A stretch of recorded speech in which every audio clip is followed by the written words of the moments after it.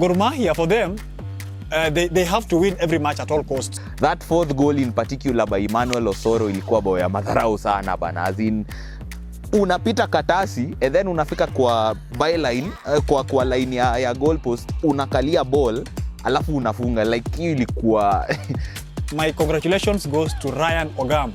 Huyu kijana from an unknown to being a Kenyan international. Wewe umepitwa alafu unaanza kusal, kunaweka mikono kwa mikono, feeling sorry for yourself, and that shouldn't be right when you are honoring that kind of badge. ENGIN Firat is not the first will not be the first coach kupeleka Harambee Stars kotini regarding payments. Niajeni majamaa and welcome to another edition of Pulse Sports Recap. Mimi naitwa Maki Nyanjua, mkitaka Kinyawae. Ukiwa na Emmanuel Osoro almaarufu Chelsea ambassador. Na kuna vitu mingi zili happen over the weekend with regards to local football yenye tutakuwa tunaongelea. And first of all, tuta address the elephant in the room, which is AFC Leopards losing very embarrassingly to Talanta.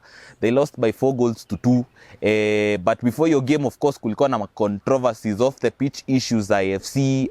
Players hawako wamelipwa. And then in the end, wakakuja Dandora. And then they were humiliated by 4-2.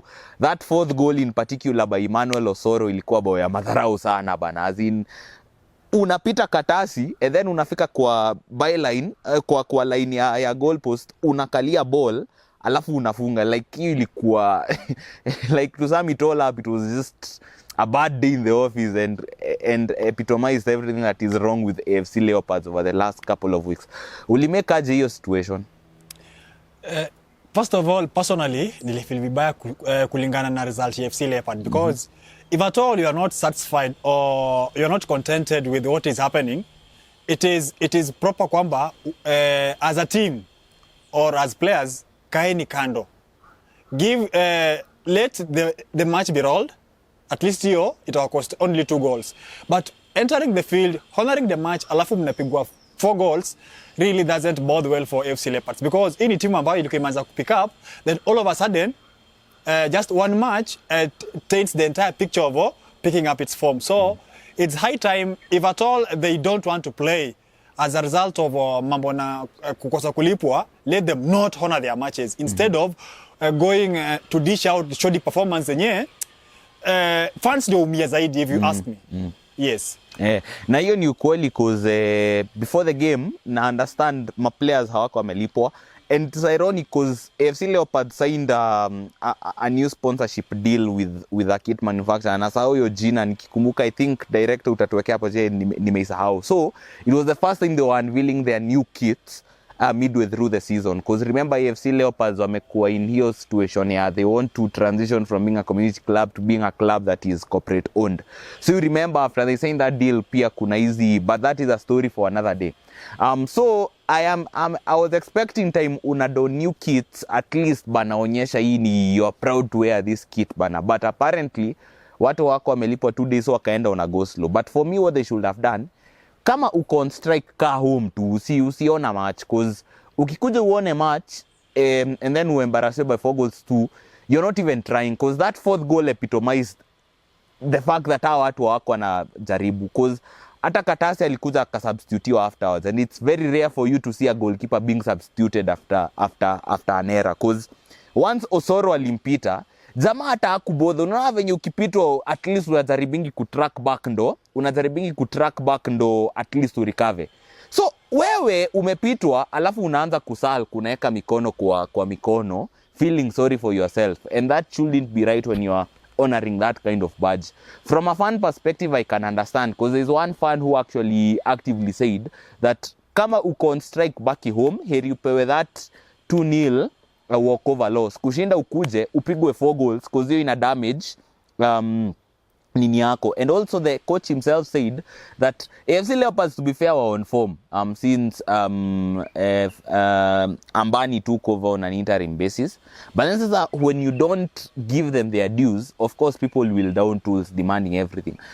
But for me, I think that should have been the situation. Baki home kama hujalipwa. And also it doesn't paint a good image that you have a sponsor who we won't name mwenye ana cater for the salary payment na bado hajalipa. So these are issues that need to be resolved if you want to have a dressing room that is harnessed na hakuna ma issues hapa na pale. But hiyo ndo situation ili happen AFC Leopards versus FC Talanta. Moving on, of course, there was another situation. Of course, we saw Gor Mahia play Tusker at Machakos on Sunday. Tusker wali shinda by 2-1, courtesy of 2 goals by Ryan Ogam, who by the way is inevitable. I think he's now scored 15 goals in his last 13 matches since joining from Rainbow before the beginning of the season. As hizi Tusker wako in their groove. But pia Gor Mahia wamekuwa na issues zao sana. Remember, they've already parted ways with one coach, that is Leoneva. Right now walipe Zedekiah Ziko Otieno the role on a permanent basis, on an interim basis, and after game tear gas ilirushwa tena with fans not happy with the way the team is going tactically under his stewardship, and the fact that hawachezi futa yenye ni sustainable in the eyes of the fans, and both sets of fans had to be players had to rush to the dressing room for their safety. What did you make of your situation yao? First of all, ningependa congratulate Tusker FC for getting their first win in as for the last 2 seasons. Tusker hawajamanage kupiga wale Gor Mahia, because Gor Mahia wamewin the league, then Tusker comes second. So to me, congratulations first of all to Tusker FC, and in particular my congratulations goes to Ryan Ogam. Huyu kijana from an unknown to being a Kenyan international playing for Harambee Stars. It means kwamba ni jamaa mwenye ako determined kuhakikisha kwamba career yake picks up and it's on the right track. Looking at ile situation here, what happened during that match, to me it is something that is becoming a common theme na Gor Mahia. Reason being, Gor Mahia, for them, they have to win every match at all costs. Irrespective of what happens, kwao lazima washinde. But sometimes lazima pia tukubali kwamba you don't have to win anything and everything, because sometimes unaamuka you are not the best, you are not positioned to kushinda that particular match. So sometimes they have kukubali kwamba si lazima washinde ndio kuwe na amani. Sometimes pia kupoteza gives them a learning curve. Looking at zile chaos zilikuwa Kenyatta Stadium Machakos, I was there sometimes back when the same thing happened.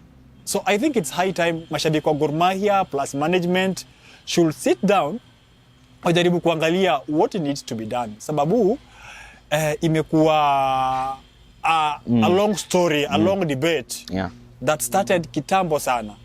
Na in terms of football, hizo ni baadhi ya hooliganism zenye hatuhitaji, because players na coaches kuwa evaded into the dressing room because of unruly fans really doesn't bode well for ligi ya Kenya.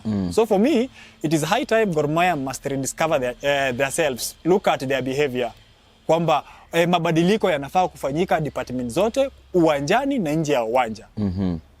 Hiyo nao ni ukweli, because I think there is a general issue with hooliganism in Kenyan football, not just hiyo story ya Gor Mahia, but pia there were 4 accounts of hooliganism in the NSL and Div 1 last week. Personally, pia mi naelewa, I understand, because I happen personally, mimi husaidia with a team that is in Division 2, and in Division 2 hata huko ndo kubaya. So I think we need to professionalize things. I understand football ni game ya emotions pia at the same time, na watu lazima watakuwa rowdy, but at the same time in 2025 I think at the end of the day ni game ya futa bana.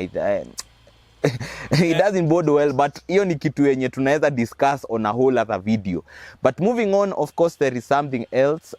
There is his situation ya ENGIN Firat, the former Harambee Stars head coach, who left his role after the new FKF office was voted in. That is under the stewardship of Hussein Mohamed. Firat had failed to get Harambee Stars to qualify for the Africa Cup of Nations in 2025, set to take place in Morocco this year. So, saizi ana demand hajalipo na ana threaten kupeleka FKF FIFA. citing unpaid salaries. I think he's owed 75 million according to reports. First of all, before I give my opinion, what do you make of that situation? Ukiniuliza, he deserves his dues because alideliver services zake, but he didn't meet the required standard. My advice goes to FKF. Kabla mu appoint the next coach or the next foreign coach, if at all there is a likelihood kwamba Harambee Stars itakuwa na the next foreign coach, it is advisable, look at the CV of the available coaches and give Harambee Stars the best. If at all you want to see the team improve in terms of results, mtupatie coach ambaye anajua kwamba hiki ni kikosi changu, these are the sort of players niko now, these are the characteristics of players and systems that I'm going to use. Because under Firat, we couldn't understand, one, the system, two, the players were on and off, three, preparation time for major tournaments haikuwahi fanyika, friendly matches were very scarce. So it is high time if FKF, with the new administration into place, must put their house in order to avoid easy controversies na easy malumbano, mvutano left right center kwamba sijalipwa 75 million pounds as kelele zinasema. So it is high time FKF must put their act in order so that we don't keep on making the same mistakes that we've made in the past. Because if I'm not wrong, ENGIN Firat is not the first will not be the first coach kupeleka Harambee Stars kotini regarding payments. Some 2 or 3 others have done that before. So it is a trend enye ime continue kwa dent our own image. It is high time we have to bring this to an abrupt end. If at all, futa yetu inafaa isonge mbele. I think you rightly put it. I think it's high time we considered a coach that understands our league, first of all, understands our culture, just like Jacob Ghost Mulee was saying. I don't understand why. I think, for example, kama Chan, you should let Kimanzi keep charge of the team alongside Zico and John Guardiola Kamau, because wao wanaelewa system, and given they had limited time to prepare and they came up with a good squad, with a good core for Mapinduzi Cup, even though the Zambia game iliisha controversially, I think you need to give them time. Na pia, I think local coaches have done a better job statistically kushinda foreign coaches. I think the last foreign coach to get us to AFCON was actually this guy, Sebastian Minye, who did a good job. But before that, all foreign coaches walikuwa kuja hawatupeleki pahali. Before that, the last person good feature was ironically Ghost Mulee, a Kenyan coach. And before that, Fabish. So I think it's high time we gave someone wenye hata to cost pesa mingi, first of all, because haina haja ushinde ukileta watu kama Adel Amrushe na Bobby Williamson wakuje wakupeleke FIFA ati juu hujawalipa na sahihi Firat.